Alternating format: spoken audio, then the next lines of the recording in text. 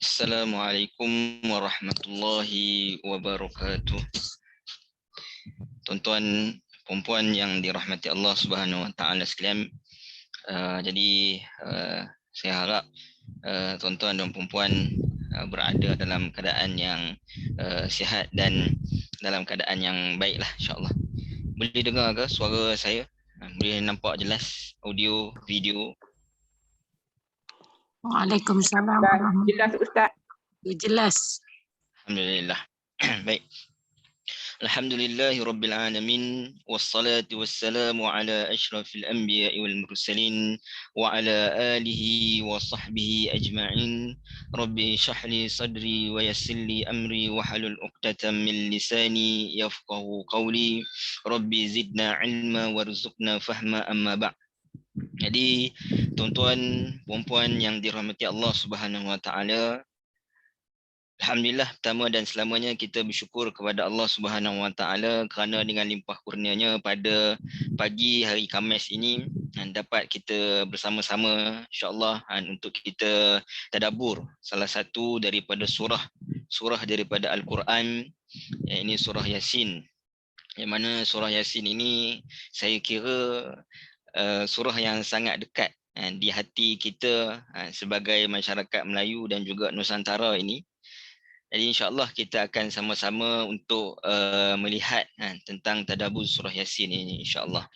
Pertamanya saya mengucapkan terima kasih kepada pihak Akademi Tadabbur Malaysia yang diketuai oleh Ustaz Yusof dan juga tim atas kesudian memberikan peluang dan juga ruang pada saya untuk berkongsikan dengan tuan-tuan dan puan-puan yang dirahmati Allah Subhanahu Wa Taala sekalian. Dan saya berterima kasih kepada juga tuan-tuan dan puan-puan yang sudi bersama-sama dengan saya pada pagi ni. Ada lebih kurang dalam ni ada lebih kurang 25 orang, 26 orang lebih kurang.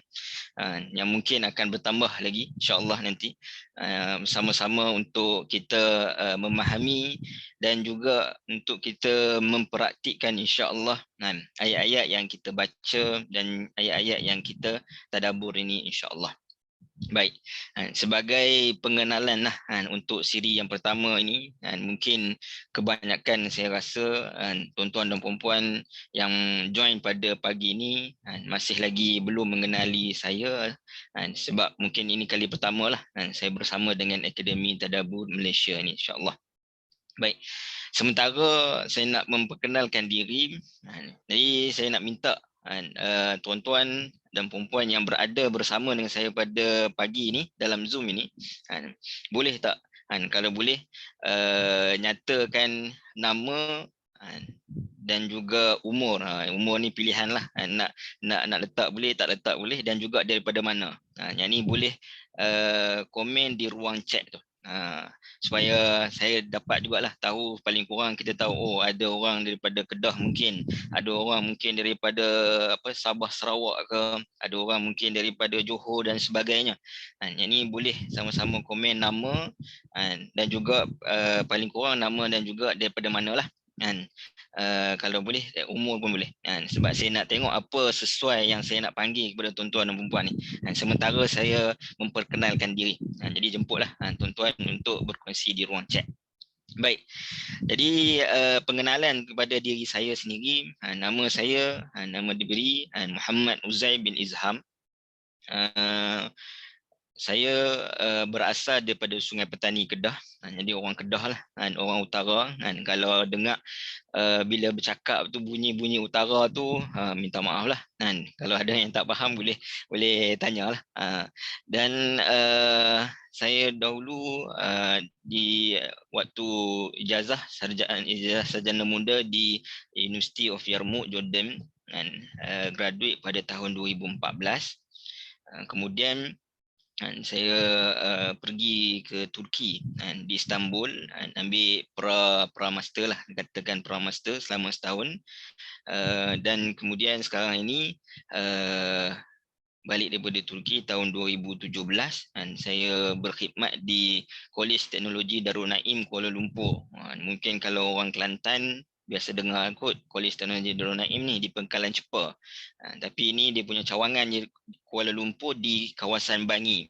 Jadi saya pun sendiri menetap di Bangi lah, di Seksyen 7 Bangi.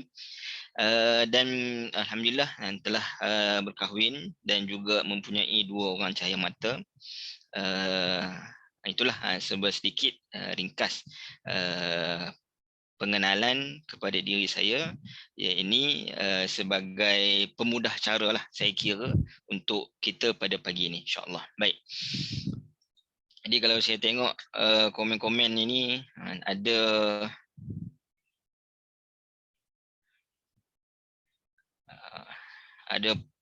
puan puan ataupun Cik Siti Hafizah binti Bujang, daripada Sarawak, masya-Allah 26 tahun. Ada Kak Rozima daripada Rawang 53 tahun. Ini pangkat mungkin ibu-ibu saya ni. Hajah Faridah, Syahira daripada Saujana Sungai Buloh, Mansur daripada Melaka. Daripada Yan Kedah, orang Kedah kita. Baik, jadi insyaAllah sambil-sambil itu nanti saya akan tengok-tengoklah nama-nama yang komentar di sini, insyaAllah. Jadi insyaAllah kita dalam perjalanan kita tadabbur surah Yasin ni, kita akan berkenal-kenalan lah, insyaAllah, nama-nama. Jadi konsep saya dalam tadabbur surah Yasin ini, ketika mana saya membincangkan ayat-ayat ataupun topik-topik yang tertentu, kalau tuan-tuan, ibu-ibu, ayah-ayah, tuan-tuan dan puan-puan yang ada persoalan berkaitan dengan ayat tersebut, jadi boleh open mic dan minta untuk bertanya soalan. Jadi kita teruslah konsep kata apa, 2 hala. Yang ni kalau ada pertanyaan-pertanyaan lah. Dan kalau boleh kenalkan nama sikit. Nama apa, supaya saya boleh address puan sekian untuk saya menjawab persoalan-persoalan tuan-tuan dan puan-puan, ibu ayah sekalian, insya-Allah. Baik. Jadi untuk pagi ni ataupun untuk sesi yang pertama kita pada hari ini, saya akan membincangkan kepada tuan-tuan dan puan-puan tentang mukadimah terlebih dahulu surah Yasin, dan mencakupi beberapa perbahasan-perbahasan yang saya kira penting dan mungkin tuan-tuan dan puan-puan mungkin dah kalau mengikuti Akademi Tadabbur Malaysia ni mungkin dah pernah lalui, mungkin sebagai satu ulangan ataupun mungkin ada penambahan maklumat daripada apa yang telah kita pelajari sebelum ini, insya-Allah. Jadi insya-Allah kalau ada apa-apa soalan permulaan kok nak tanya apa-apa ke? Okey, baik. Kalau tak ada, mungkin selepas ni kita akan bincangkan, insya-Allah. Baik, insya-Allah kita mulakan tadabbur surah Yasin kita untuk siri yang pertama ni dengan Assalamualaikum Ustaz. Kejap Ustaz. Ya. Perlu ada Quran. Baik. Yang terbaiknya kalau ada Al-Quran dekat dengan kita, terjemahan dengan kita, itu yang terbaiknya. Nanti mungkin hari ini kita mungkin tak bincang ayat-ayat daripada surah Yasin, tapi saya akan bincangkan di sudut kedudukan, di sudut kita nak tengok kedudukan ayat itu di dalam berapa muka surat, berapa ayat-ayatnya dan sebagainya. Yang ini kita tengok secara umum loh. Jadi kalau kita nak kenal seseorang, macam saya nak kenal tuan-tuan dan perempuan tadi, saya tanya background, paling kurang nama dan juga tempat tinggal, daripada mana. Jadi kita nak kenal surah Yasin, surah-surah dalam Al-Quran itu pun kita nak tengok juga dari sudut background itu. Kerana background itu pun penting untuk kita faham kenapa surah ini diturunkan kepada Nabi SAW, insya-Allah. Baik. Jadi insya-Allah dengan lafaz bismillah kita memulakan tadabbur surah Yasin, insya-Allah. Bismillah. Baik. Yang pertama, saya nak bawa perbahasan kepada huruf-huruf muqatta'ah. Jadi huruf-huruf muqatta'ah ni, kenapa saya bawa perbahasan ini? Kerana surah Yasin ini bermula dengan huruf muqatta'ah, iaitu Yasin. Jadi kita bincangkan secara lebih mendetail tentang huruf muqatta'ah ini, yang mana dia berkaitan dengan surah-surah yang lain juga yang bermula dengan huruf-huruf muqatta'ah ini. Baik. Jadi huruf-huruf muqatta'ah ni apa makna? Yang pertama, apa makna huruf muqatta'ah ini? Yang kita sebut huruf-huruf terpisah, muqatta'ah, yakni huruf-huruf yang terpisah. Maknanya huruf-huruf itu adalah huruf-huruf walaupun dari sudut tulisannya itu dia bersambung. Ya sin, ya dengan sin itu dia bersambung. Tetapi sambungan huruf-huruf itu dia tidak menjadi satu perkataan yang difahami. Ya, ini kalau kita ambil contoh alif lam mim. Ya, ini kita tak baca alam walaupun kita ada alam nashrah laka sadra.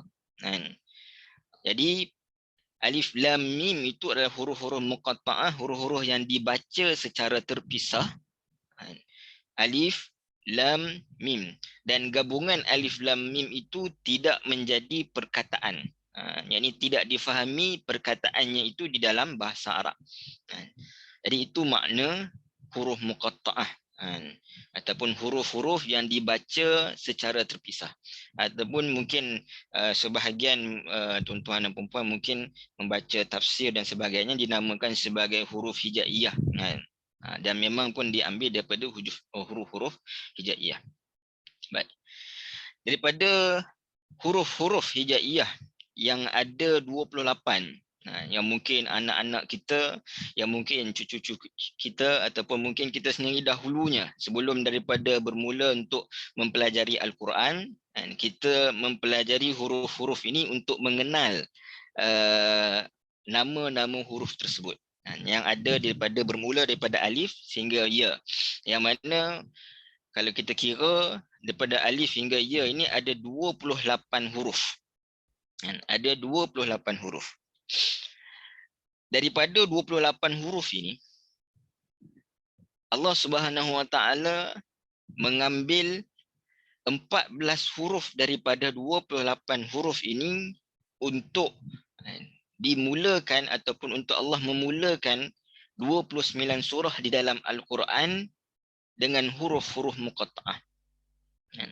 Daripada 28 huruf hijaiyah, alif sampai ya, Allah ambil hanya separuh, 14 huruf sahaja. Dan 14 huruf ini dia berada di dalam Al-Quran di dalam 29 surah di dalam Al-Quran. Ada yang mana satu huruf, sebagai contoh nun, sad, qaf. Ada yang dua huruf, ha mim, yasin, tasin. Dan ada yang 3 huruf, alif lam mim, ta sin mim. Dan ada yang 4 huruf, alif lam mim ra, alif lam mim sad. Dan ada yang 5 huruf, sebagai contoh kaf ha ya ain sad. Jadi pecahan-pecahan huruf pecahan-pecahan surah ini dalam 29 surah itu, tuan-tuan dan puan-puan boleh merujuklah kepada mushaf. Yang ini mungkin kita baca-baca sambil-sambil kita baca, kita selak tu terjumpa huruf surah-surah yang bermula dengan huruf muqatta'ah. Antaranya surah Al-Baqarah, surah Ali Imran, surah As-Sajdah yang kita baca pagi-pagi Jumaat, surah Yasin sendiri, ada 29 surah. Baik. Daripada 28 huruf hijaiyah tu, huruf apa yang Allah Subhanahu Wa Taala ambil? 14 huruf tu. Ini yang menarik yang disebutkan oleh Al-Imam Ar-Razi rahimahullah dalam kitab tafsir beliau. Dia kata dari 28 huruf ini kita boleh bahagikan kepada 3 bahagian. Bahagian yang pertama adalah daripada huruf alif hingga zal yang mengandungi 9 huruf. Jadi kalau tengok kepada nota ini, saya buat garisan tu. Ini bahagian yang pertama. Bahagian yang terakhir bermula daripada fa hingga ya juga ada 9 huruf. Manakala yang pertengahan daripada ra hingga ghin ada 10 huruf. Jadi 9, 10, 9. Campur 9, 10, 19, campur 9, 28 huruf. Yang menariknya, bila kita lihat huruf-huruf ini, daripada kumpulan yang pertama, Allah Subhanahu Wa Taala mengambil ataupun menggunakan huruf alif dan juga ha sahaja, yakni 2 daripada 9 huruf. 2 daripada 9 huruf. Manakala di pengakhiran ataupun kelompok yang akhir, Allah Subhanahu Wa Taala tinggalkan 2 huruf dan mengambil 7 huruf daripada 9 huruf. Manakala di pertengahan huruf-huruf ini, kelompok pertengahan yang ada 10 ini, Allah Subhanahu Wa Taala mengambil huruf-huruf itu secara selang-seli. Huruf ra, huruf zai tidak ada, huruf sin, huruf shin tidak ada, huruf sa, huruf da tidak ada, huruf ta, huruf za tidak ada, huruf ain, huruf ghain tidak ada. Jadi kalau kita tengok kepada pemilihan huruf-huruf ini, apa yang mungkin kita boleh dapati adalah Allah Subhanahu Wa Taala menggunakan huruf-huruf ini bukanlah satu yang sia-sia ataupun dia jadi dalam keadaan yang tak sengaja. Tetapi ini merupakan susunan daripada Allah Subhanahu Wa Taala yang mana kita rasa macam mustahil untuk manusia ini untuk menyusun dengan mempunyai rahsia-rahsianya yang tertentu.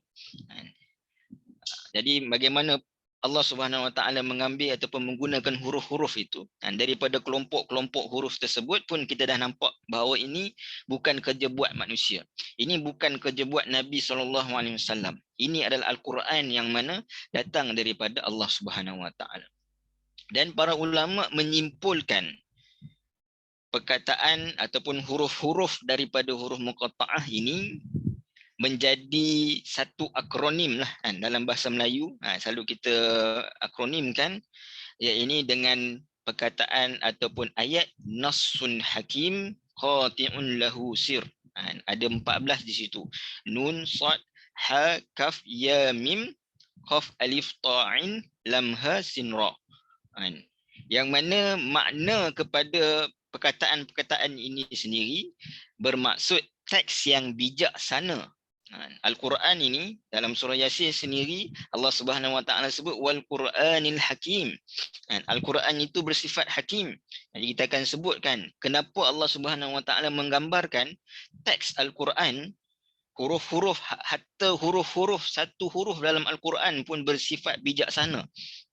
Kerana dia mempunyai pengaruhnya ke dalam kehidupan manusia.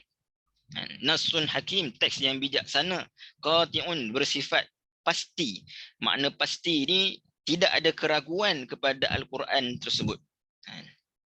Zalikal kitab la raiba fih, lahu sir, yang mempunyai ataupun yang bersifat rahsia. Jadi huruf-huruf muqatta'ah dalam Al-Quran mempunyai rahsia-rahsianya, mempunyai makna ataupun kita kata hikmahnya di sebalik daripada penyebutan huruf-huruf tersebut. Baik. Jadi kenapa 14 daripada 28 huruf dan kenapa pula dalam 29 huruf? Persoalan. Ada tuan-tuan dan puan-puan mungkin kalau pernah dengar, mungkin Ustaz Yusof pernah terangkan kenapa 14 daripada 28 huruf, kenapa berada dalam 29 huruf. Jadi kalau kita tengok, Allah Subhanahu Wa Taala mendatangkan huruf-huruf muqatta'ah ni antaranya adalah untuk mencabar.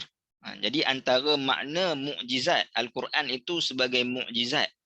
Al-Quran disebutkan sebagai mukjizat. Antara makna mukjizat ini adalah untuk ajaza, untuk melemahkan ataupun untuk mencabar orang-orang yang mana nak menentang Al-Quran untuk mendatangkan semisal Al-Quran. Kalau kamu tak percaya, tak yakin bahawa Al-Quran ini turun daripada Allah Subhanahu Wa Taala, kamu mengatakan bahawa Al-Quran ini ada keraguan, kamu mengatakan Al-Quran ini diturunkan ataupun dicipta, direka-eka oleh Muhammad, maka kamu cuba datangkan separuh lagi daripada huruf-huruf itu seperti mana Al-Quran. Dalam surah Al-Baqarah Allah Subhanahu Wa Taala ada sebutkan wa in kuntum fi raibin mimma nazzalna ala abdina fa'tu bi surah. Jikalaulah kamu ragu-ragu terhadap Al-Quran yang diturunkan kepada hamba kami, kepada Nabi SAW, maka cuba datangkan. Allah gunakan separuh sahaja daripada huruf-huruf. Cuba datangkan separuh lagi. Yang ini disebutkan oleh Syekh Salah Abdul Fattah Al-Khalidi.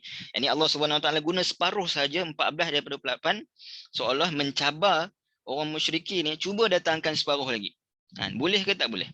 Jadi kita akan tengok sekejap lagi kenapa walaupun huruf ini mereka tidak mampu untuk mendatangkan semisal mana Al-Quran.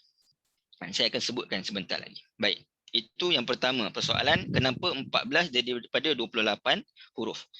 Dan kenapa pula huruf-huruf ini berada dalam 29 surah? Kenapa tak berada dalam 28 surah? Ya, ini kerana huruf-huruf hijaiyah ini dari sudut tulisannya itu ada 28. Dari sudut tulisan ada 28. Yang ini daripada alif sampai ya. Tapi dari sudut sebutan, yang ini bila kita menyebutkan, yang ini sebutan ni, maka dia ada 29. Tambah apa lagi satu? Hamzah. Alif, kalau kita tengok dalam Al-Quran sendiri pun, alif dan hamzah itu berbeza. Hamzah ini kita boleh baca bacaannya, ada atas, bawah, depan dan sebagainya. Alif ada yang mati ataupun jadi hukum mat. Baik. Dari sudut sebutan huruf-huruf hijaiyah ini ada 29. Yang ini kita tambah dengan hamzah. Jadi Al-Quran ketika mana diturunkan kepada Nabi SAW, dan Nabi SAW ini menerima Al-Quran bukan dengan bacaan mushaf macam kita. Kita ada mushaf, malaikat Jibril tunjuk kepada Nabi, nah ni baca tak. Tetapi malaikat Jibril menyampaikan Al-Quran kepada Nabi SAW dengan cara bacaan, cara penyebutan. Jadi datang kepada Nabi, makna Al-Quran itu sendiri adalah yang dibacakan. Ini ibarat baca secara live. Ini turunnya Al-Quran kepada Nabi SAW dibawa oleh malaikat Jibril baca depan-depan Nabi SAW. Dan Nabi SAW menerima bacaan itu secara bacaan, bukan secara tulisan. Jadi dari sudut bacaan ada 29 huruf yang mana Allah Subhanahu Wa Taala sebut di dalam Al-Quran dalam 29 surah, kerana Al-Quran ini adalah kitab bacaan. Kitab bacaan yang dibaca. Kerana kita tahu dari sudut sejarah Al-Quran, pengumpulan Al-Quran, sejarah itu bermula pengumpulan Al-Quran ini pada zaman Sayyidina Abu Bakar. Kemudian dilengkapkan pada zaman Sayyidina Uthman dan seterusnya. Ini dalam ulum Quran mungkin kita mempelajari perkara tersebut. Baik.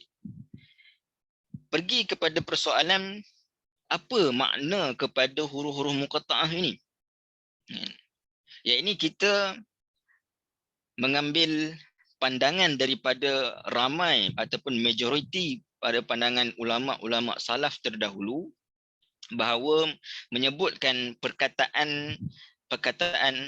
menyebutkan bahawa huruf-huruf muqatta'ah ini adalah huruf-huruf yang tidak diketahui maknanya. Ini dari sudut hakikat makna. Yang ini kita nak kata alif lam mim maksudnya macam ni. Walaupun alif lam mim ini ada yang menyebutkan alif ni adalah merupakan maknanya Allah. Lam tu menunjukkan sifat Allah Latif. Mim tu Rahim dan sebagainya. Ada yang kata alif lam mim menunjukkan kepada alif Allah, lam risalah, mim Muhammad. Jadi makna-makna yang tersebut kita bersifat ataupun kita tawakuf terlebih dahulu. Ini kita asal kepada makna huruf-huruf ini tak diketahui hakikat maknanya, kecuali Allah Subhanahu Wa Taala lah sahaja yang mengetahuinya. Hakikat makna kita nak kata ini maknanya tak boleh. Kerana apa? Kerana para ulama menyebutkan secara umumnya dan jumhur ulama mengatakan bahawa tidak diketahui maknanya. Tetapi bila kita tak ketahui maknanya, adakah kita tak boleh untuk mengkaji? Adakah tak boleh untuk kita meneliti? Maka jawapannya boleh. Cuma kita tidak mengatakan bahawa inilah maknanya yang sebenar-benarnya. Tidak. Kerana kita menginsafi antara hikmah juga Allah Subhanahu Wa Taala menurunkan huruf muqatta'ah ini untuk menggambarkan bahawa kamu ni manusia, sebenarnya kamu ini lemah. Kan? Kamu tak tahu pun apa makna alif lam mim itu. Kan? Jadi sebab itu Allah mendatangkan alif lam mim zalikal kitabul la raiba fi. Ini permulaan ketika mana kita meminta pertolongan daripada Allah Subhanahu Wa Taala dalam surah Al-Fatihah, ihdinas siratal mustaqim. Ya, ini kita berdoa kepada Allah Subhanahu Wa Taala untuk diberikan, untuk meletakkan kita ini berada di atas jalan yang lurus. Maka Allah jawab dengan zalikal kitab. Ini bermula dengan alif lam mim. Untuk kita nak memahami ayat Al-Quran, yakni kita kena tahu bahawa diri kita ni lemah. Diri kita ini tidak mengetahui apa-apa. Yang mengajarkan kepada kita ini adalah Al-Quran. Jadi tuan-tuan, mungkin tuan-tuan dan puan-puan pernah mendengar tadabbur tafsir surah Yasin ini, mungkin ramai daripada kalangan asatizah yang telah pun mungkin mengajar tafsir dan juga tadabbur surah Yasin. Tetapi adab kita dengan ayat-ayat Allah surah Al-Quran, ayat-ayat Al-Quran ini, iaitu ketika mana permulaan kita nak mentadabbur ayat Al-Quran itu, mesti kita mengosongkan jiwa kita dengan kita merasakan bahawa aku ni sebenarnya lemah. Aku ni sebenarnya tak tahu apa-apa. Yasin pun aku tak tahu maknanya apa. Maka insya-Allah dengan kita merasakan merendah diri di hadapan ayat-ayat Allah Subhanahu Wa Taala, insya-Allah Allah Subhanahu Wa Taala akan membuka pintu-pintu untuk kita berinteraksi dengan Al-Quran yang sifatnya itu adalah bijaksana. Baik. Kemudian huruf-huruf muqatta'ah ini juga antara hikmah Allah Subhanahu Wa Taala mendatangkan ini huruf-huruf muqatta'ah ini nak memberitahu kepada manusia Al-Quran ini sebenarnya dipermudahkan untuk manusia ini dibaca. Dibaca oleh semua manusia. Ini kita ambil contoh, saya ambil contoh huruf alif lam mim. Ya, ini mungkin tuan-tuan dan puan-puan ada mempelajari tajwid. Tajwid. Yang mana kita tahu makhraj huruf, makhraj, yakni keluar tempat keluar huruf di dalam badan kita ini ada 5. Yang pertama adalah jauf, kita punya rongga dalam ni. Yang kedua adalah al-halaq. Yang ini kita punya halqum. Kemudian lisan, lidah kita. Kemudian fam, kita punya bibir kita. Dan yang kelima adalah kita punya hidung kita. Yang ini rongga, bermula pada rongga, halqum, lidah, bibir dan juga hidung kita. Yang ini tempat keluar huruf. Ini tempat keluar huruf. Baik, kalau kita tengok alif lam mim.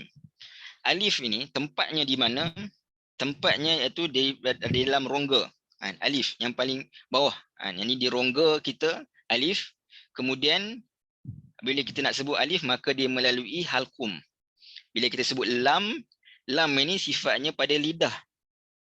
Mim sifatnya itu di bibir kita, dan mim dia ada gunnah dia. Alif lam. Jadi kita ada bunyi sikit di hidung. Makna kata mudah fahamnya adalah apabila kita mampu untuk menyebutkan huruf-huruf hijaiyah, apabila kita mampu dan kita ada tempat makhraj, jadi tempat keluar huruf itu tadi, kita mampu untuk menuturkan perkataan, kita mampu untuk membaca huruf-huruf hijaiyah ini, maka sebenarnya Al-Quran itu mampu untuk dibaca oleh semua manusia. Ini seolah Allah Subhanahu Wa Taala nak menyebutkan kepada kita huruf-huruf dalam Al-Quran ini, ayat-ayat Al-Quran ini adalah huruf-huruf yang kamu boleh sebut. Menggunakan rongga kamu, menggunakan anggota badan kamu sendiri. Rongga-rongga kamu. Menggunakan anggota, menggunakan lidah, menggunakan bibir, menggunakan hidung kamu. Jadi jangan kita meletakkan rasa Allah payahnya nak baca Quran. Mungkin kita dah lanjut umur Allah. Yang ni rasa mungkin susah nak baca Al-Quran. Tak, jangan kita meletakkan bahawa sukarnya untuk membaca Al-Quran. Kerana pada permulaan mushaf Allah dah sebut alif lam mim yang mana kita boleh sebut. Dan melalui rongga-rongga dalam mulut kita ini, melalui makhraj, keluar daripada tempat mulut kita, maka kita boleh baca. Jadi macam mana kita nak yakin bahawa kita boleh baca? Allah Subhanahu Wa Taala datang juga di awal, zalikal kitab la raiba fi. Ya, ini keraguan terhadap Alkitab ini bukan semata-mata keraguan terhadap isinya. Ini kita sebagai umat Islam, kita tak meragukan bahawa Al-Quran ini perfect. Dari sudut kandungan, dari sudut pengetahuan, perfect dari segala sudut. Tetapi kadang-kadang kita meletakkan keraguan pada diri kita, aduh, Al-Quran ni susah lah nak baca Ustaz. Al-Quran ni susah lah nak faham Ustaz, saya ni mana reti bahasa Arab. Kita meletakkan keraguan, sedangkan Allah kata la raiba fi. Tidak ada keraguan bukan bermakna tidak ada keraguan dari sudut kandungan semata-mata, tapi tidak ada keraguan dari sudut kamu boleh baca, kamu boleh hafal, kamu boleh faham, kamu boleh amal oleh semua manusia. Dan ianya bersesuaian dengan semua manusia, kerana semua manusia Allah bagi rongga dan juga anggota tadi sama sahaja. Semua orang boleh mempelajari, membaca Al-Quran. Tinggal lagi sama ada kita meletakkan keraguan ataupun tidak, dan yang kedua adalah kita berusaha ataupun tidak.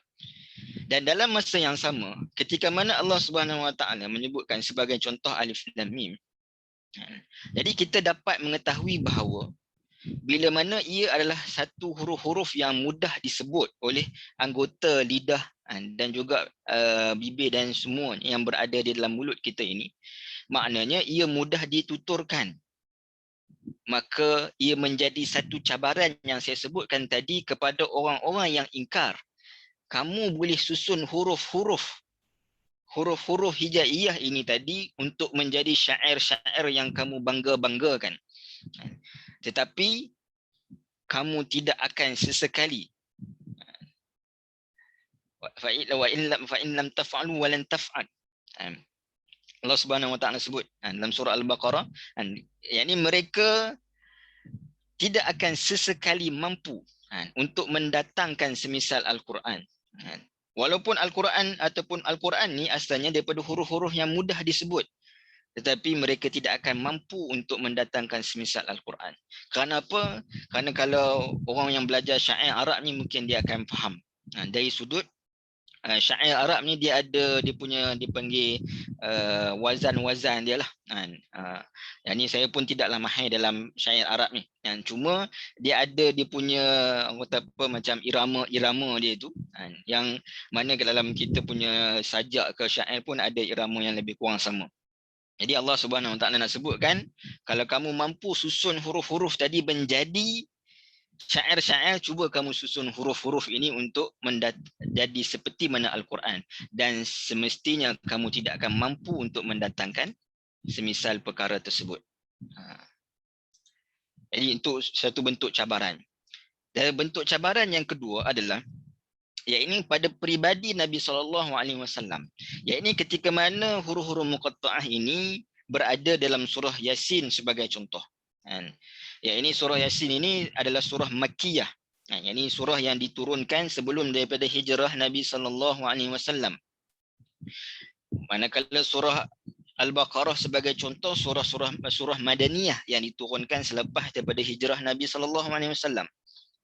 Makna konteks dari sudut khitab ataupun yang ditujukan surah Makkiyah ini adalah kepada orang musyrikin, manakala khitab surah-surah Madaniyah yang ditujukan surah-surah tersebut adalah kepada orang munafik, orang-orang Yahudi dan penduduk-penduduk Madinah. Makna kata ketika mana Nabi SAW berjaya untuk menyebutkan huruf muqatta'ah Alif Lam Mim ataupun Yasin ini, ini bacaan ataupun sebutan itu adalah sebutan yang ibaratnya mengeja, betul tak? Ini contoh kita katakan apple.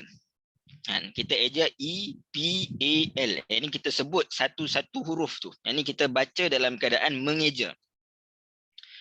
Baca dalam keadaan mengeja ni, tuan-tuan dan puan-puan yang dirahmati Allah Subhanahu Wa Taala sekalian, tidak dapat dilakukan oleh seseorang yang mana tidak mempunyai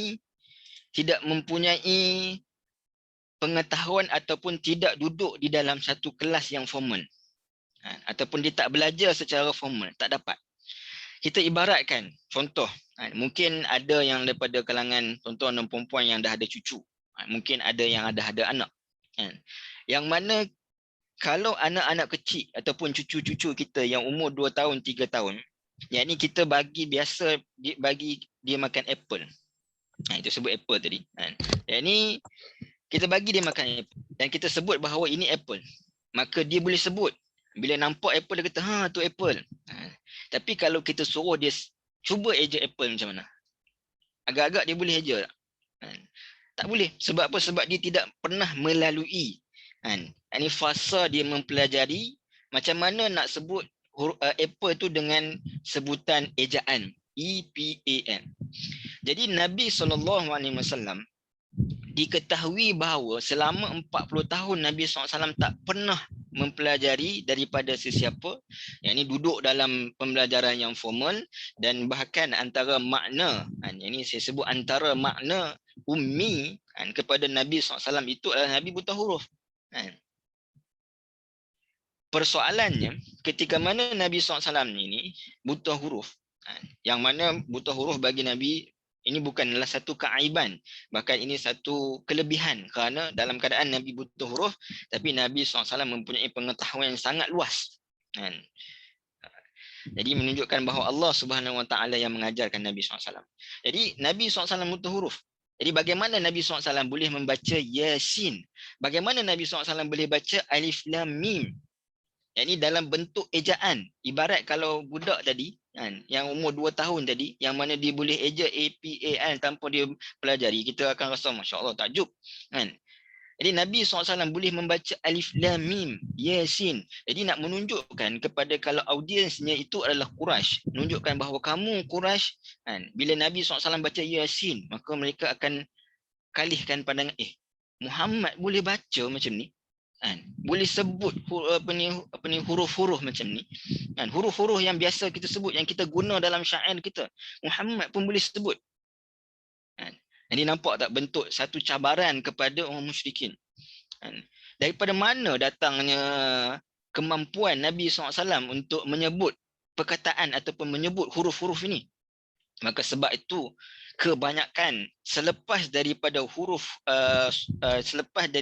huruf-huruf muqatta'ah yang disebutkan dalam 29 surah ini, Allah Subhanahu Wa Taala mendatangkan Al-Quran. Yasin wal Quranil Hakim. Alif Lam Mim zalikal kitabu la raiba fih. Alif Lam Mim tanzilul kitab la raiba fih. Allah Subhanahu Wa Taala mendatangkan Al-Quran. Jadi kamu nak tahu macam mana Muhammad sallallahu alaihi wasallam mempunyai pengetahuan sedemikian, tidak ada siapa yang menjadi guru kepada beliau. Kamu nak tahu apakah rahsianya? Rahsianya adalah kepada Al-Quran. Al-Quran inilah yang membawa Nabi SAW untuk berada pada satu tahap yang tinggi. Dan juga nak membawa kamu, wahai orang musyrikin, kalau daripada kalangan orang musyrikin, surah-surah Makkiyah, ataupun kamu, wahai orang-orang Yahudi. Yang mana orang Yahudi mungkin lebih terkejut. Yang ini mereka ini diberikan pengetahuan terhadap kitab. Tapi Nabi SAW, bagaimana Nabi SAW boleh menyebutkan ini? Maka nak bagi tahu kepada kamu bahawa yang memberikan kepada Nabi SAW pengetahuan tersebut adalah Al-Quran. Sebab itu datang kemudiannya adalah Al-Quran. Al-Quran lah yang menyebabkan Nabi SAW ni mempunyai pengetahuan, berada pada kedudukan yang tinggi. Jadi oleh itu, untuk kamu juga berada pada kedudukan yang tinggi, maka kamu kena kembali kepada berpegang kepada Al-Quran. Kembali untuk memegang dengan bersungguh-sungguh apa yang berada isi kandungan Al-Quran. Jadi dalam masa yang sama, ia menjadi cabaran kepada orang-orang musyrikin dan juga kepada orang Yahudi terhadap Al-Quran. Nampak tak? Yang ini dari sudut hikmah yang mungkin kita dapat teliti daripada huruf-huruf muqatta'ah. Yang mana bacaan tadi secara ejaan yang saya sebutkan bahawa dia membuktikan bahawa Al-Quran ini benar daripada Allah. Kerana Nabi SAW tak pernah belajar daripada sesiapa. Dan juga kehebatannya itu memberi kesan kepada pembacanya. kerana Al-Quran itu memberi kesan kepada Nabi SAW dengan mengangkat darajat Nabi SAW. Ini memberi kelebihan kepada Nabi SAW, kedudukan dari sudut ilmu dan juga pengetahuan. Yang mana kita tahu pada waktu itu, suasana ketika mana Al-Quran diturunkan adalah suasana jauh masyarakat terhadap ilmu, yang nanti kita akan sebut nanti makna ghafilun. Makna lalai itu antaranya makna masyarakat yang jauh daripada ilmu, bahkan dari sudut tamadun yang dikatakan tamadun yang besar yang berada di sekeliling pada waktu itu, tamadun Rom dan juga Parsi. Ini mengetepikan ilmu yang berkaitan dengan sains. Maka Al-Quran, first kali Al-Quran datang tentang Iqra' bismi rabbikal ladzi khalaq, khalaqal insana min alaq. Allah Subhanahu wa taala mendatangkan Al-Quran ini sebagai kitab yang dibaca dengan nama Allah Subhanahu wa taala. Yang ini dari sudut agamanya.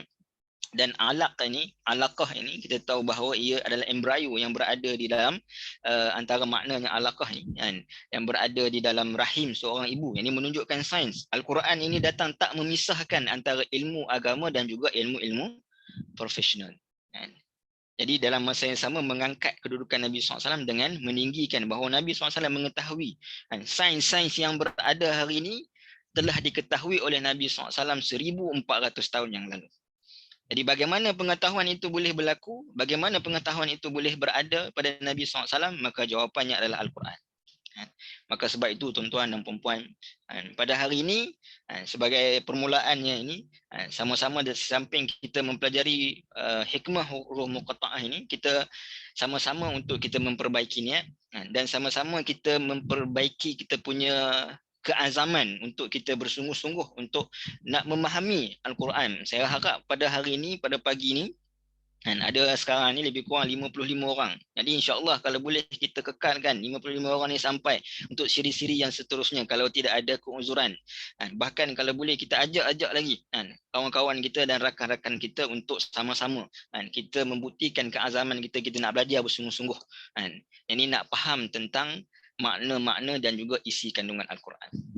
Baik, itu yang pertama. Ini berkaitan dengan hikmah huruf-huruf muqatta'ah. Kalau tuan-tuan dan puan-puan ada persoalan,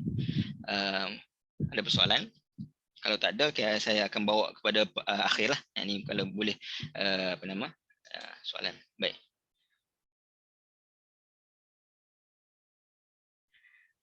Salam Ustaz, boleh tak apa yang Ustaz sampaikan hari ini saya nak tulis balik elok-elok, letak dalam PDF apa-apa dan saya share. Allah, ini paling saya suka. Paling saya suka. Boleh, tak ada masalah. Boleh. Boleh sebarkan sebanyak-banyaknya. Mudah-mudahan Allah bagi pahala kepada saya dan juga kepada puan yang rajin tadi. Baik. Jadi kita tengok terhadap latar belakang surah Yasin. Hari ini saya sebut dah, kita akan bincang mukadimah terlebih dahulu. Surah Yasin.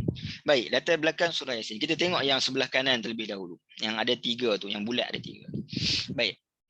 Saya sebutkan tadi bahawa surah Yasin adalah surah yang mana diturunkan di Makkah ataupun pada fasa Makkiyah. Ya, ini fasa sebelum Nabi SAW berhijrah ke Madinah. Ya, ini di dalam kitab sirah, bila kita membaca kitab sirah, kita dapat mengetahui bahawa fasa Nabi SAW berada di Makkah dan fasa Nabi SAW berada di Madinah dibahagikan kepada 3. Ini fasa di Makkah pun terbahagi pada 3, fasa di Madinah pun terbahagi pada 3. Ringkasnya saya sebutkan, di Makkah terbahagi pada 3. 3 tahun yang pertama dakwah secara tersembunyi, 7 tahun yang seterusnya dakwah secara terang-terangan di dalam kota Mekah. Fasa 3 tahun yang terakhir dakwah secara terang-terangan dan juga di luar kota Mekah, dalam dan luar kota Mekah. Ini bermula fasa dakwah di Taif dan sebagainya. Ini cukup 13 tahun, 3, 7, 3.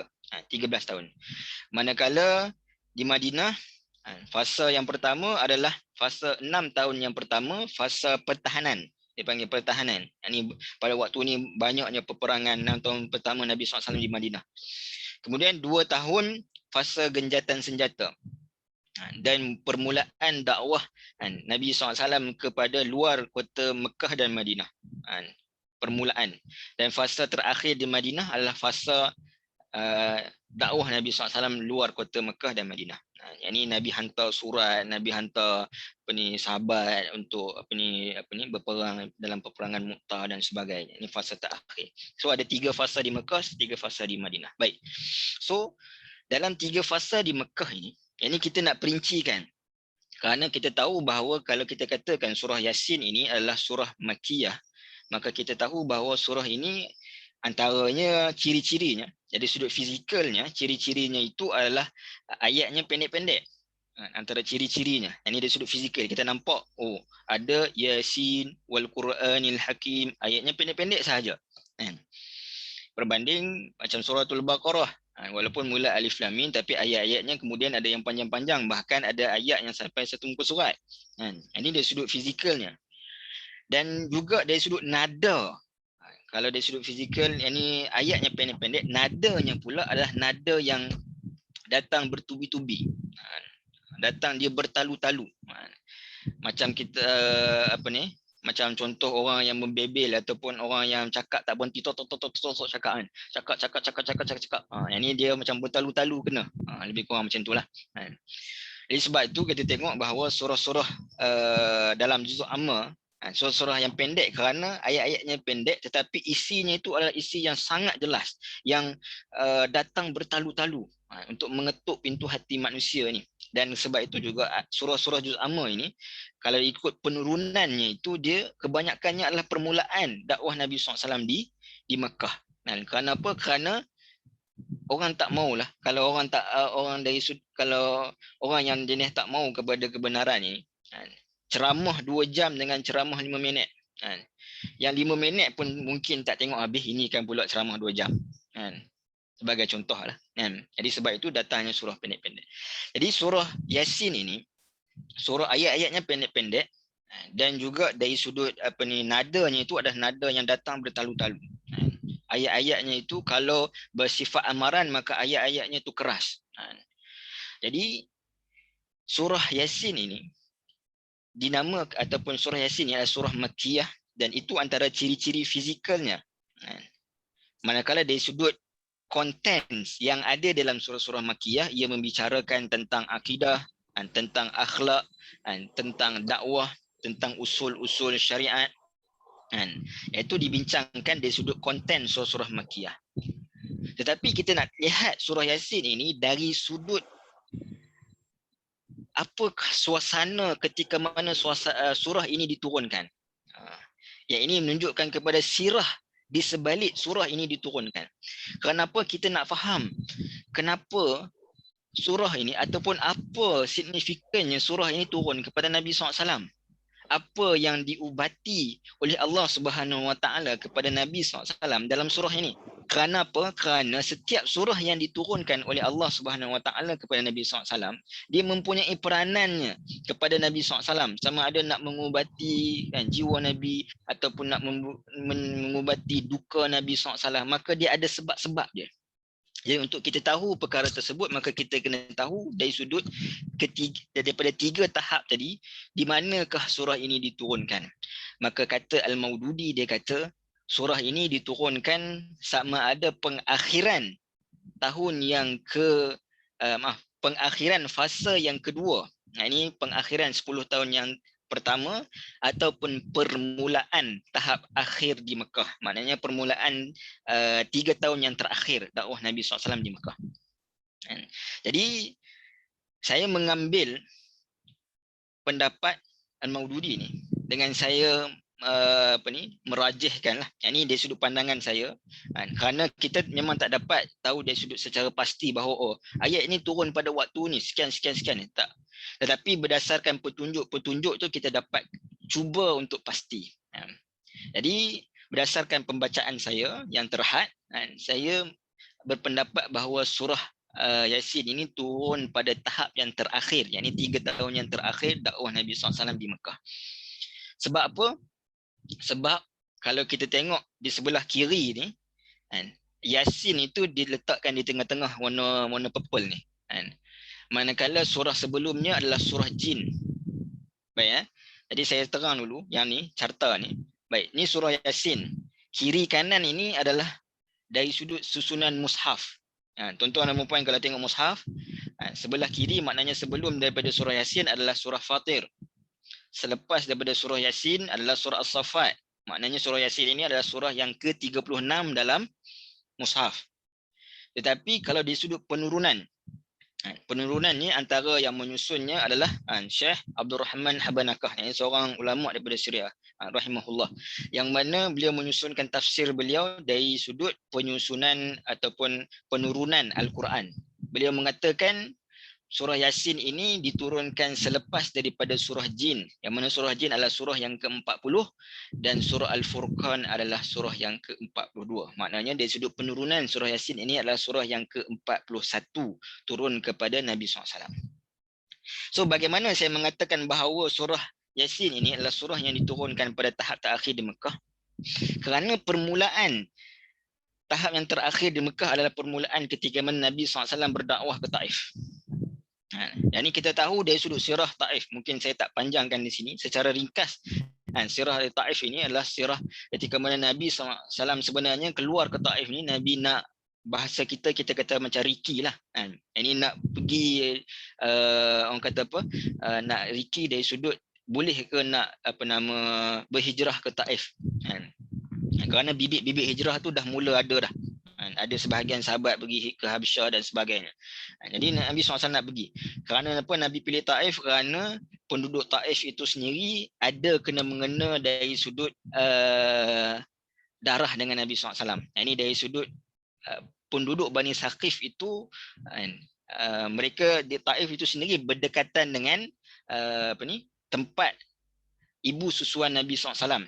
Ini Halimatus Sa'diyah tu, di satu tempat atas lagi pada Taif. Kalau tuan-tuan pernah pergi ke Mekah, ini kita pernah pergi ke Taif, dia ada satu jalan lagi untuk pergi ke perkampungan yang tempat Nabi SAW disusukan. Jadi maknanya penduduk Bani Taif itu sendiri, Bani Saqif itu ada kena-mengena dengan Nabi SAW dari sudut ibu susuan. Yang ini sama-sama menjadi anak susuan kepada Halimatus Sa'diyah. Jadi Nabi pergi ke Taif ini sama ada dari sudut nak Riki tempat untuk berhijrah, ataupun paling kurang nak mendapatkan perlindungan daripada penduduk Taif. Kerana apa? Kerana mereka ini ada hubungan. Kita tahu orang Arab ni dia mempunyai hubungan dari sudut hubungan hubungan kekeluargaan itu kuat, walaupun mungkin belum Islam. Ini tak masuk Islam lagi. Hubungan itu kuat. Kalau boleh Nabi nak ajak mereka masuk Islam, paling kurang pun kalau mereka tak masuk Islam, mereka memberikan kebenaran untuk Nabi berlindung di Taif. Tapi kita tahu apa yang berlaku, mereka penduduk Taif ini menolak dakwah Nabi SAW. Bahkan mereka memulaukan Nabi SAW. Nabi pergi ke Taif dalam lebih kurang 10 hari. Jadi mereka memulau Nabi SAW. Tak bagi Nabi SAW keluar. Last sekali nak bagi keluar pun, mereka dah siapkan dah jalan. Ini jalan kamu nak keluar. Kalau nak keluar, dan mereka pula panggil menyusun anak-anak dan juga penduduk-penduduk Taif untuk sama-sama baling batu kepada Nabi SAW. Kita tahu sirah tersebut. Jadi antara sebab kenapa Bani Saqif, penduduk Taif ini menolak dakwah Nabi SAW, kerana mereka mempunyai hubungan ekonomi dengan orang-orang musyrikin. Kerana orang musyrikin ini, mereka ada Taif ni, dia terkenal dengan suasana tempat yang sangat seronok lah. Kalau kita pergi musim sejuk, Taif ni lebih sejuk. Kalau musim panas, Taif ni dia akan suam-suam, yang ni tak panas sangat. Jadi orang musyrikin ni, mereka akan pergi ke Taif, mereka membeli kebun-kebun di Taif. Taif ni kalau tuan-tuan perempuan pernah pergi, memang seronok dari sudut buah-buah dia memang super best. Yang ni subur. Jadi orang musyrikin membeli di Taif ni, kebun-kebun di Taif, dan pada musim panas mereka akan pergi ke Taif. Jadi mereka takut kalau mereka ada hubungan dengan Nabi, yang mana mereka tahu bahawa Nabi ni ibaratnya orang yang dikehendaki oleh Quraisy, maka akan terputus dari sudut ekonomi. Itu dari sudut kita nak tengok bagaimana harta itu menyebabkan manusia ini juga menolak kebenaran. Baik. Jadi kisahnya Nabi SAW nak keluar daripada Taif. Yang ini Nabi dibaling batu hingga kan darah mengalir daripada tubuh Nabi SAW. Disebutkan dalam riwayat sirah bahawa Nabi berjalan bunyi cak cak cak cak. Yang ni kalau kita berjalan pada musim hujan kan, Yang ni air yang masuk dalam kasut kita tu bunyi cap cap cap. Jadi Nabi SAW berjalan, bunyi tersebut tapi yang mengalir itu bukanlah air hujan, tapi darah Nabi SAW. Hinggakan Zaid pada waktu tu cuba untuk menghalang daripada Nabi SAW terkena batu. Ini kita tengok dakwah Nabi SAW. Apa yang saya nak sebutkan di sini, ketika mana Nabi SAW berjalan pulang nak balik ke Mekah, Nabi SAW membacakan ayat-ayat Al-Quran sebagai penghibur kepada diri Nabi SAW. Yang ini mereka tak mau menerima dakwah Nabi SAW, tapi Nabi membaca ayat Quran sebagai penghibur dan sebagai penguat hati kepada Nabi SAW.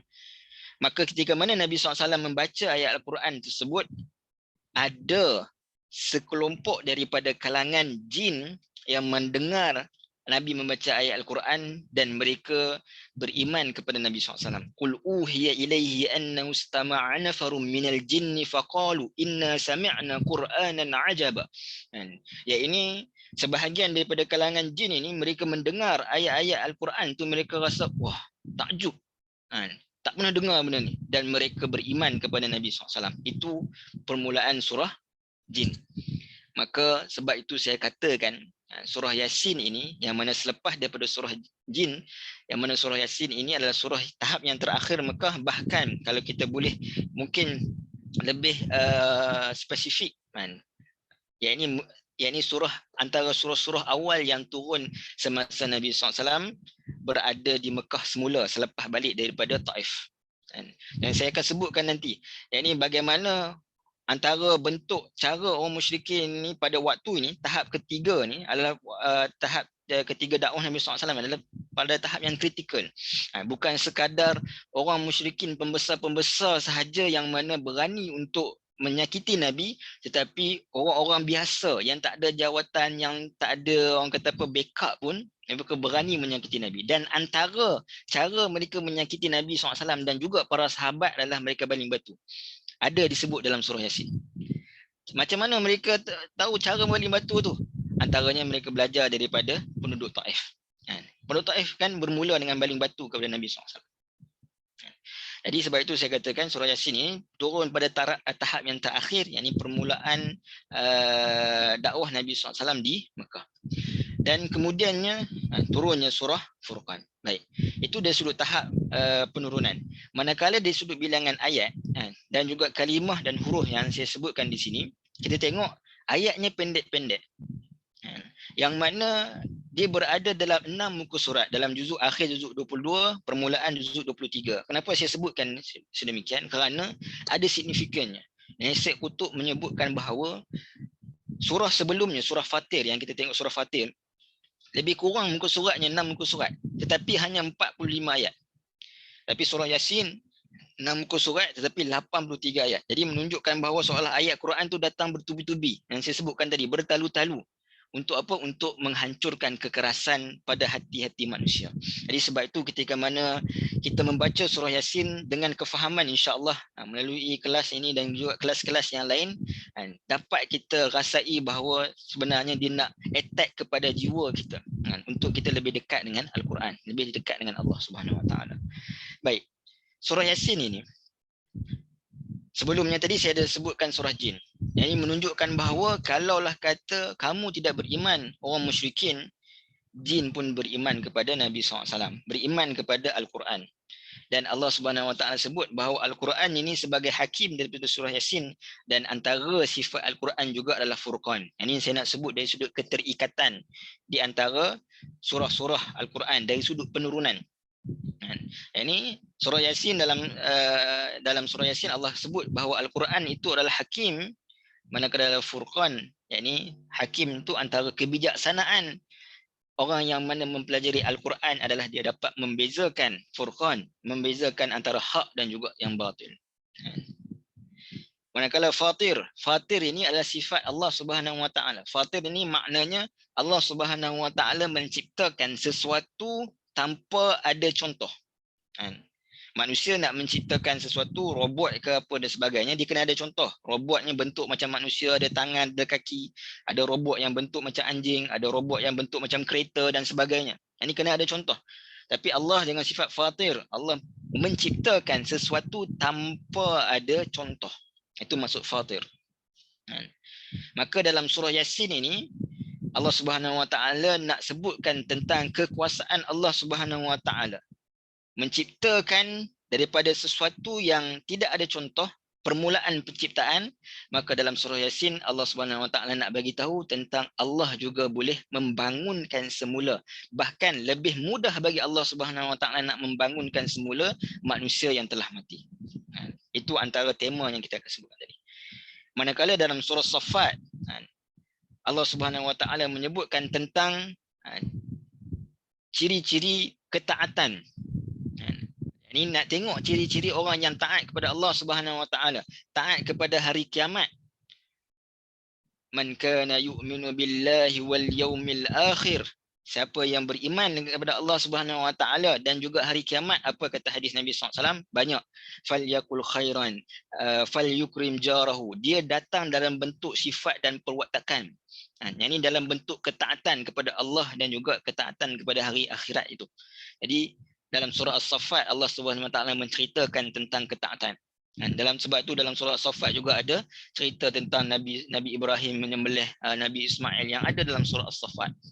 Kenapa Allah nak ceritakan tentang ketaatan? Jadi itu dari sudut keterikatan ataupun kesinambungan. Dalam bahasa ilmu Al-Quran dipanggil ilmu munasabah.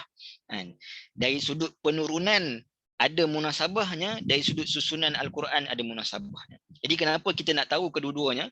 Kerana penyusunan mushaf itu untuk kita faham kepada kita yang membaca mushaf. Tetapi dari sudut penurunan itu kita nak faham apa konteks, apa suasana ayat Al-Quran ini diturunkan kepada Nabi SAW. Baik. Mungkin boleh alih sedikit kipas yang mengganggu masuk dalam mic Ustaz. Okey, baik. Sekejap saya akan perlahankan sikit kipas.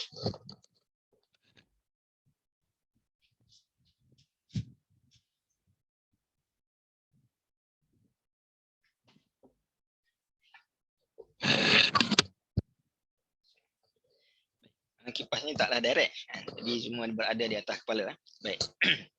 Baik, kita tengok yang seterusnya. Surah Yasin dengan nama Yasin, namanya Yasin. Dan antara nama ataupun panggilannya yang lain disebutkan adalah sebagai qalbul Quran.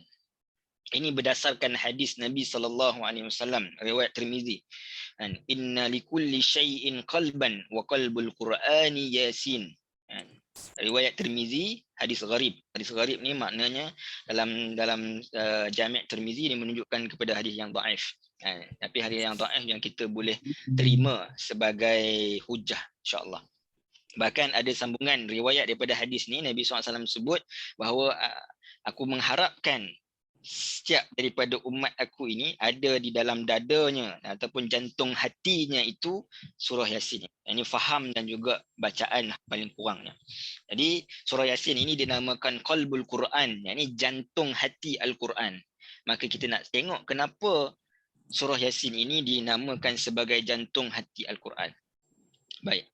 Yang pertama kita tengok ulama silam mengatakan, sebagai contoh Al-Ghazali dan juga Imam Ar-Razi, Fakhruddin Ar-Razi mengatakan bahawa dinamakan surah Yasin ini sebagai qalbul Quran kerana surah Yasin ini menceritakan kepada kita tentang hari kiamat. Saya sebutkan tadi. Dan juga hari kebangkitan. Yang mana cerita tentang hari kiamat dan hari kebangkitan ini merupakan satu keimanan kita kepada satu benda yang gaib. Ini dia berkaitan dengan iman. Iman ini berada di dalam jantung hati manusia. Dan juga bila kita katakan jantung hati itu, maknanya dia merupakan pusat ataupun center kepada tubuh badan kita. Keimanan yang berada di dalam hati dan jiwa manusia itu menjadi center kepada seluruh badan kita untuk kita bergerak sama ada nak melakukan kebaikan atau keburukan. Berdasarkan hadis Nabi SAW, yang ini dalam setiap badan manusia ini ada segumpal darah. Jika baik, iza salahat salahat jasadu kulluh wa iza fasadat jasadu kulluh ala wahiyal qalb. Yang ini kalaulah perkara itu baik, maka baiklah segala amalannya. Kalau perkara itu buruk, maka buruklah segala amalannya, dan perkara itu adalah hati manusia. Segumpal daging yang dimaksudkan itu adalah hati manusia. Jadi hati manusia ini penting. Yang mana tempatnya keimanan kita berada di dalam itu untuk kita meyakini adanya hari kiamat, adanya hari kebangkitan. Kita meyakini Al-Quran dengan benar, bahawa Al-Quran ini benar, memang kita yakin sebab Al-Quran ini telah berlalu zaman penurunannya. Tetapi hari kiamat nanti ada satu benda yang akan datang, yang mana mesej-mesejnya itu di dalam Al-Quran. Maka tidak ada orang yang boleh meyakini sebenar-benarnya kiamat kalau dia tidak meyakini Al-Quran itu sendiri. Yang kedua, kata An-Nasafi, surah Yasin ini dinamakan sebagai jantung Al-Quran, qalbul Quran, kerana amalan dengan surah Yasin ini adalah amalan yang menguatkan hati di kala kesusahan. Ini yang menarik. Iaitu kalau kita tengok dari sudut sejarah yang saya sebutkan tadi, surah Yasin ini diturunkan kepada Nabi SAW. Kita katakan bahawa permulaan Nabi SAW balik daripada Taif. Apa yang berlaku kepada Nabi SAW ketika mana di Taif? Tidakkah Nabi berdoa di bawah pohon kurma, di ladang Utbah dan juga Syaibah bin Rabi'ah? Nabi kata, Allahumma inni ashku du'fa quwwati wa qillata hillati wa hawani 'anil nas ila man takulni an ila ba'idin yatajahamuni aw ila aduwin malakat wa amri illam yakun bika alayya ghadabun fala ubali. Yakni Allah, Nabi SAW mengadu kepada Allah Subhanahu Wa Taala, ya Allah, aku mengadu kepadamu, yakni lemahnya diri aku ini. Mungkin sedikitnya cara helah aku untuk mengajak manusia kepadamu. Kepada siapa yang kau nak serahkan urusan aku? Kepada orang-orang yang jauh, yang mana mereka menolak aku, ataupun kepada musuh-musuh aku yang juga mereka nanti untuk menghapuskan aku. Tetapi jika pada engkau tidaklah engkau illam yakun bika alayya ghadab fala ubali, jika engkau tidak murka kepada aku, maka aku tak kisah segala apa yang berada ataupun kesusahan yang telah menimpa aku. Dan Allah Subhanahu Wa Taala turunkan kepada Nabi SAW surah Yasin. Ini untuk apa? Untuk menguatkan hati Nabi SAW ketika mana Nabi SAW merasa susah, Nabi SAW merasa payah. Ya, ini permulaan dalam surah-surah yang tuan-tuan, kalau tuan-tuan tengok surah-surah 3 tahun yang terakhir, surah-surah ini adalah surah-surah yang menguatkan hati Nabi SAW untuk teruskan berdakwah. Kerana apa? Kerana dahlah balik daripada orang tolak, tak mau terima dakwah. Kemudian 3 tahun yang terakhir ni pula yang fasa yang paling sukar. Bahkan kata Syekh Qutub, tak ada seorang pun yang beriman, yang baru, yang beriman kepada Nabi SAW, yang ada juga disebut dalam surah Yasin yang kita akan sebutkan nanti. Semua majoriti tolak Nabi SAW. Jadi menguatkan supaya terus kepada usaha dakwah ini, maka Allah datangkan surah Yasin. Ini nak menguatkan hati di kala kesusahan. Sebab itu ketika mana saya membaca sebuah buku, saya lupa nama penulis baru yang baca, tajuknya adalah Tafsiran Surah Yasin Berdasarkan Sejarah dan Sains. Disebutkan di dalam itu kenapa kita ini sebagai umat Nusantara ini atau orang yang sangat dekat dengan Surah Yasin. Ini kita baca ketika mana kematian, kita baca ketika mana dalam keadaan susah, nak memohon sesuatu hajat, kita nak pergi umrah, haji, semua kita baca surah Yasin. Sebab apa? Kerana kalau kita tengok dari sudut sejarah sirah ni tadi, dia adalah satu surah yang mana menjadi amalan kepada Nabi SAW untuk menguatkan hati baginda ketika mana berada dalam kesusahan. Orang yang mati berada dalam kesusahan dan ahli keluarganya, maka baca surah Yasin.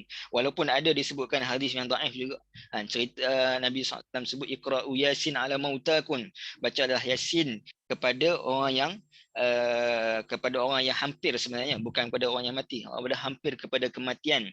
Tapi surah Yasin dan ayat Al-Quran itu bukanlah semata-mata kepada si mati, kerana surah Yasin itu sebenarnya kepada diri kita yang hidup ini.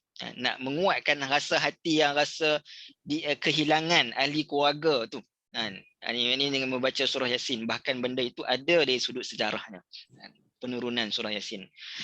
Dan juga kita tengok bagaimana surah Yasin ini dia datang ataupun diamalkan oleh penduduk Nusantara ini sebagai ganti. Ini ulama-ulama daripada Yaman, daripada dari sudut sejarahnya datang membawa Islam ke Nusantara ni pada abad ke-11 dan 12 Masihi.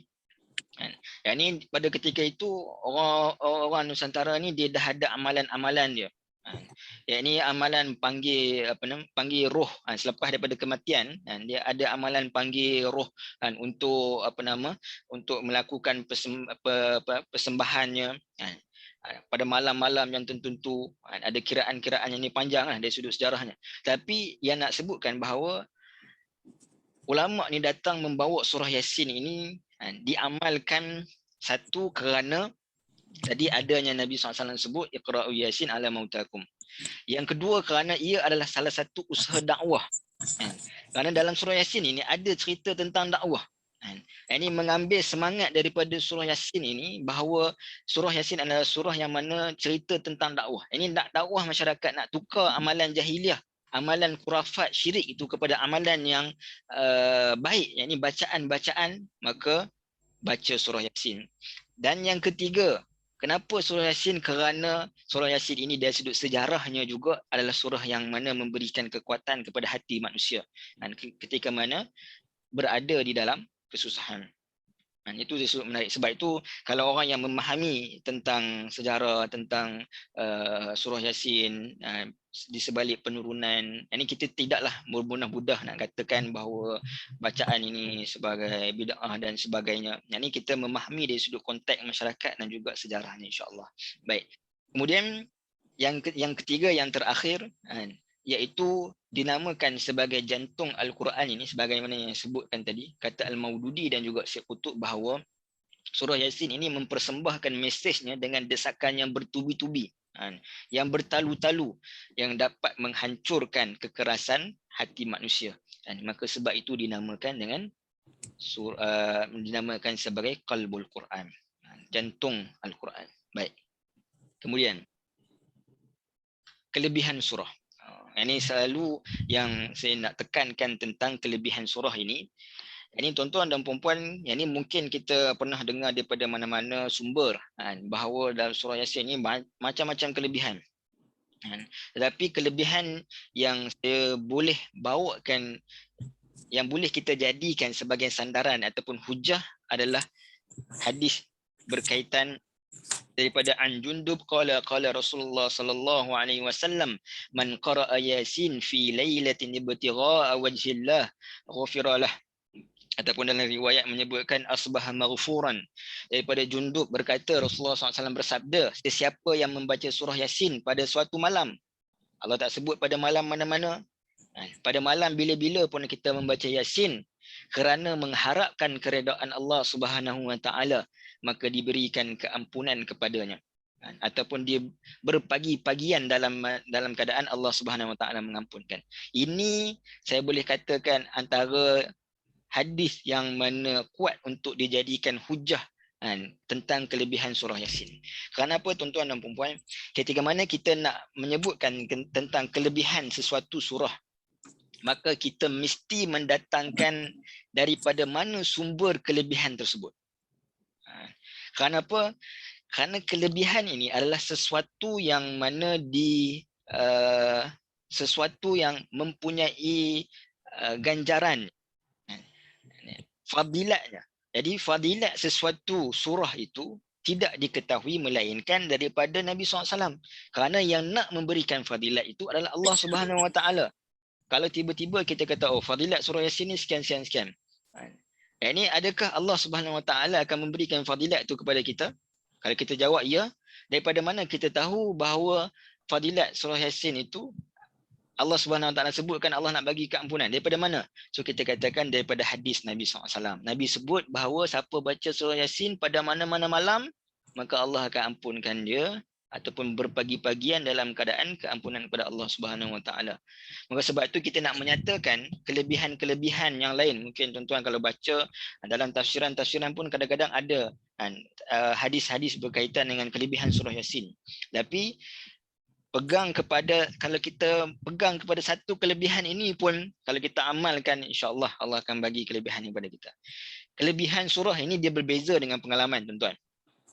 Pengalaman dia tidak bersandarkan kepada wahyu. Pengalaman dia bersandarkan pada pengalaman, tajrubah. Saya tak menafikan pengalaman. Mungkin ada orang baca surah Yasin, sekian-sekian yang berlaku. Ataupun macam-macam lah apa yang berlaku dari sudut pengalaman. Tak ada masalah. Sebagaimana Hamka sendiri, dia sebut dalam tafsir dia. Dia kata dia pernah pergi ke suatu hospital yang mana ada seorang yang berada dalam keadaan nazak. Dia tengok dia melalui satu tempat yang mana ada orang dalam keadaan nazak, dan kemudiannya pada esok harinya dia pergi ziarah dan dia baca surah Yasin. Dan Allah, dengan izin Allah, Allah mempermudahkan untuk orang itu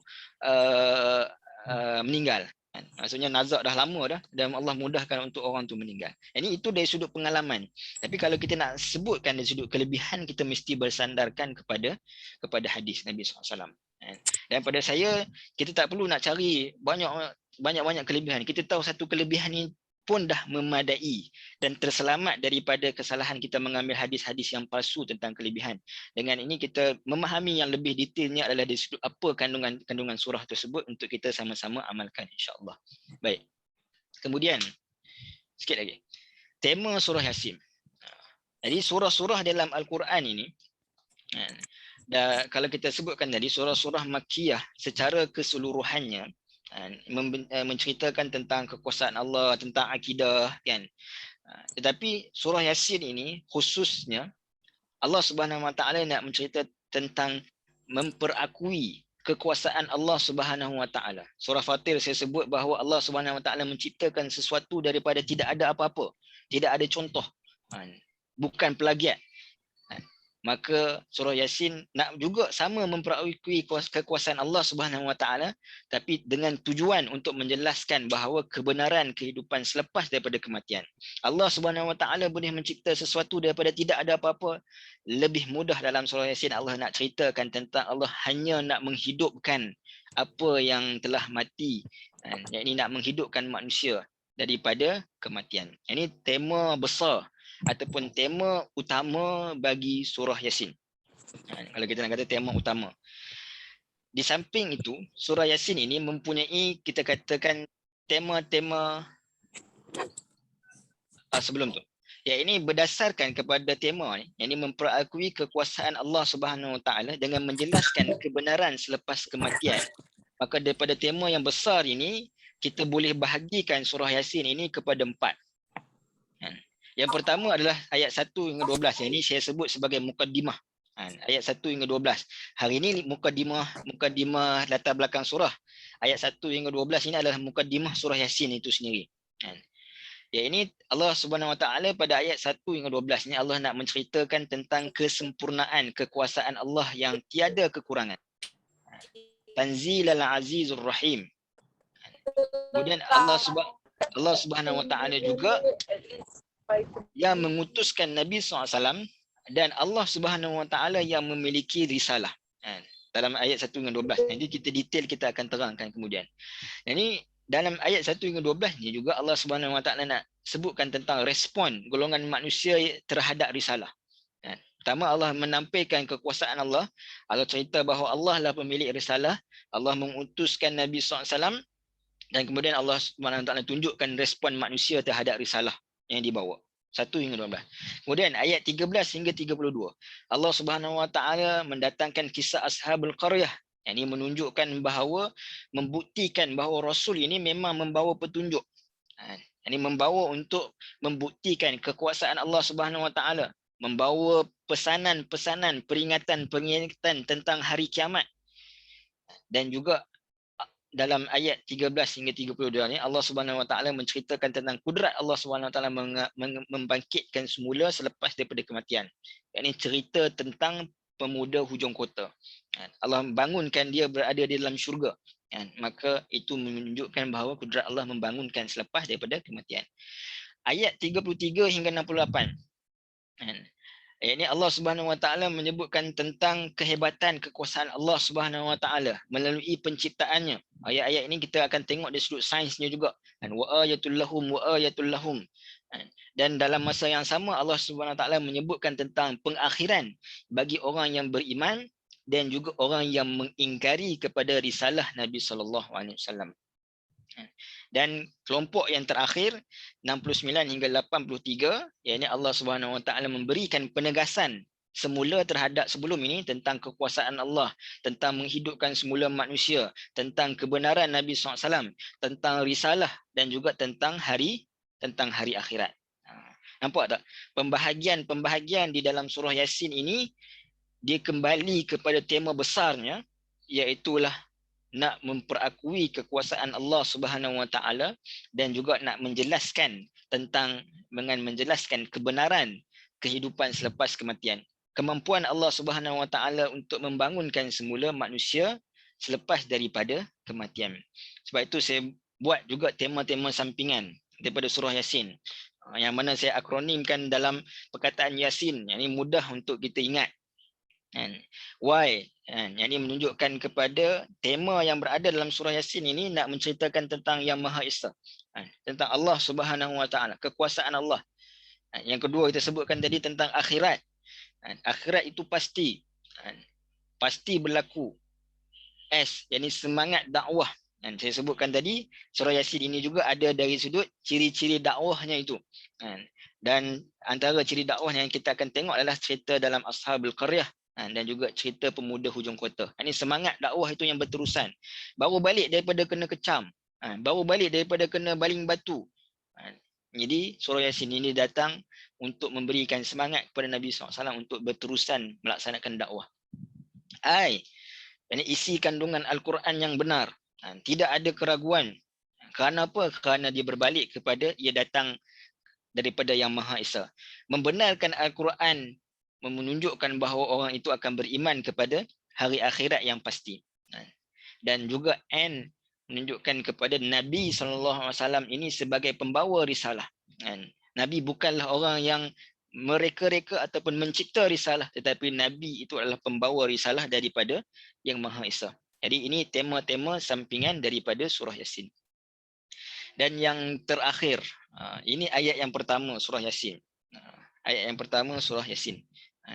Mungkin sebelum saya masuk ni, kalau tuan-tuan dan puan-puan ada soalan, kalau tak sempat mungkin yang ni saya pergi kepada next pertemuannya. Kita tengok ayat 1 hingga 6. Mungkin saya raikan dulu, kita ada 8 minit lagi. Mungkin kalau ada persoalan, ada perbincangan yang nak dikemukakan, jadi saya persilakan terlebih dahulu lah.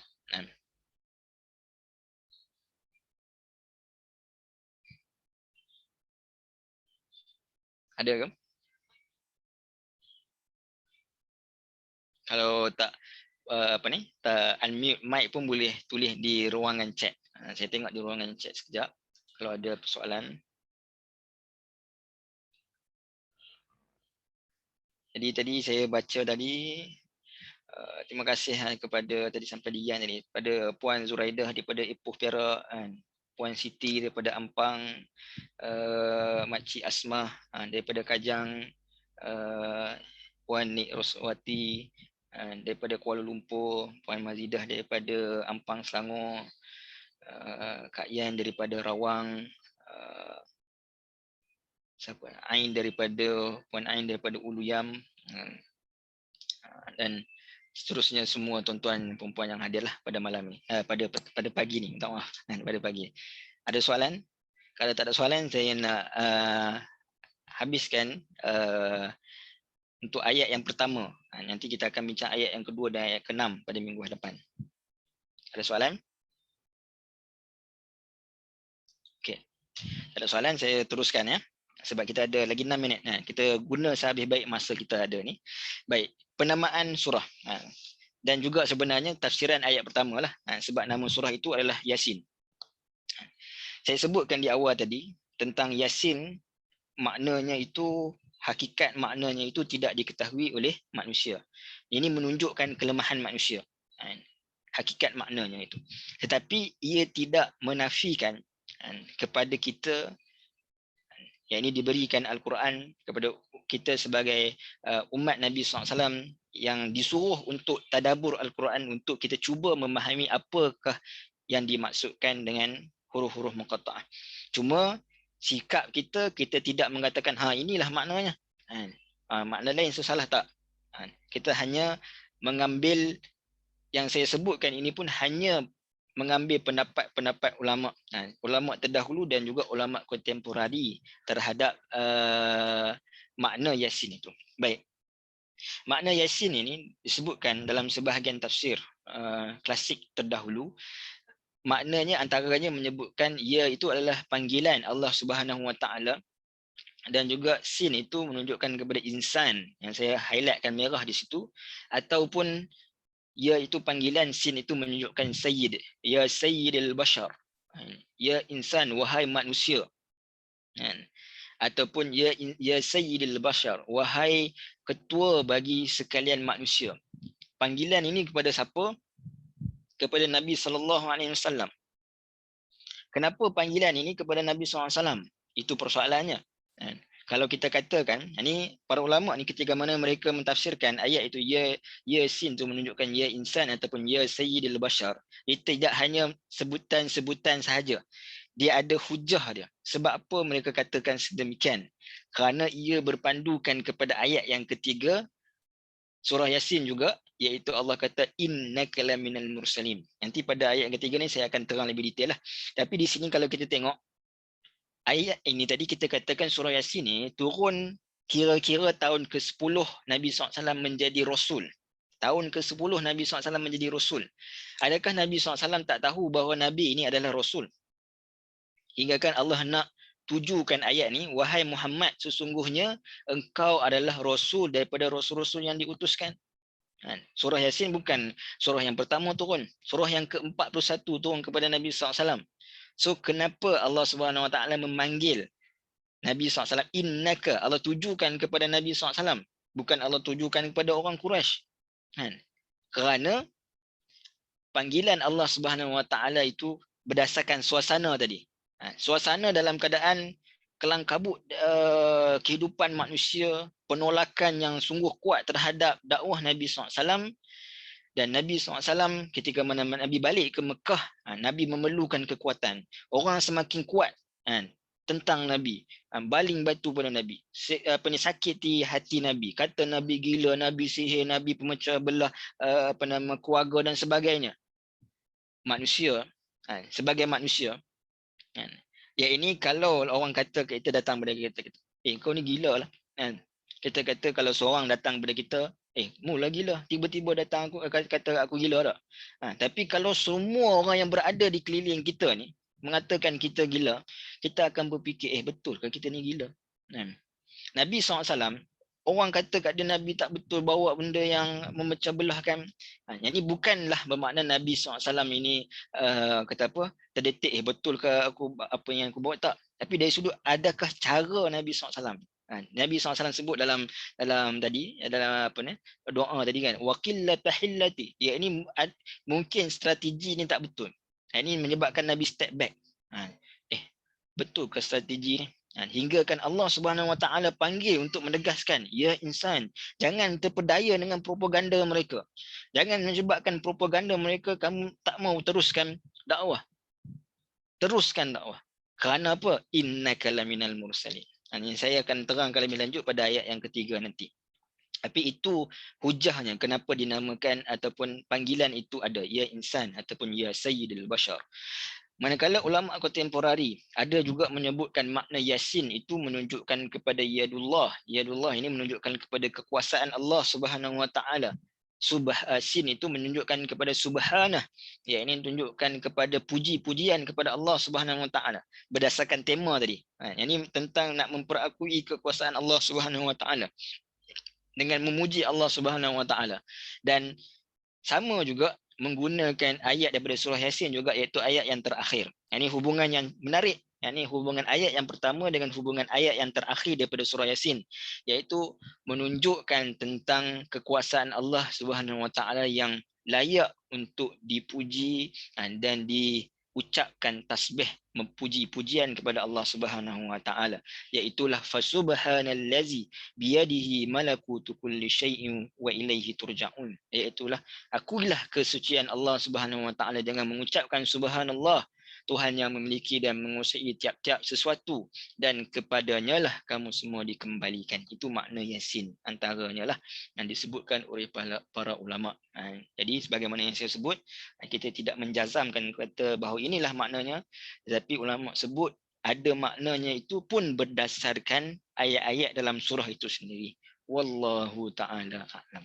Kita akan sambung perbincangan kita pada ayat yang seterusnya, ayat yang kedua, dan insyaAllah minggu depan pada ayat yang kedua hingga ayat yang ke-6. Jadi nanti saya akan sebutkan tentang jadual ni lah perbincangan kita ni insyaAllah. Wallahu ta'ala alam. Terima kasih Ustaz. Assalamualaikum warahmatullahi wabarakatuh. Assalamualaikum warahmatullahi wabarakatuh. Enjoy kelas ini. Alhamdulillah. Alhamdulillah. Syukran jazilan Ustaz. Assalamualaikum. Assalamualaikum. Terima kasih Ustaz. Syukran Ustaz. Salam.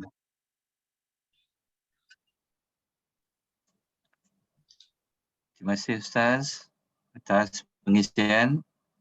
InsyaAllah tuan-tuan dan puan ya, jadual Ustaz Uzair insyaAllah akan berjalan setiap hari Selasa pagi ya, jam 10 pagi. Selasa Ustaz. Nota akan diberikan pada setiap sesi, setiap siri. Jadi ajaklah semua kawan-kawan, rakan-rakan untuk menyertai kuliah pada hari Khamis insyaAllah jam 10 pagi insyaAllah. Nabi. Terima kasih Ustaz Yusuf. Okey. Jumpa lagi. Terima kasih banyak Ustaz. Jazakumullah Terima kasih khair Ustaz. banyak. Terima kasih. Assalamualaikum. Okey, kita tutup sekarang Ustaz ya. Baik. Okey, baik. Terima kasih Ustaz. Assalamualaikum warahmatullahi wabarakatuh. Assalamualaikum. Barakallahu fikum Ustaz.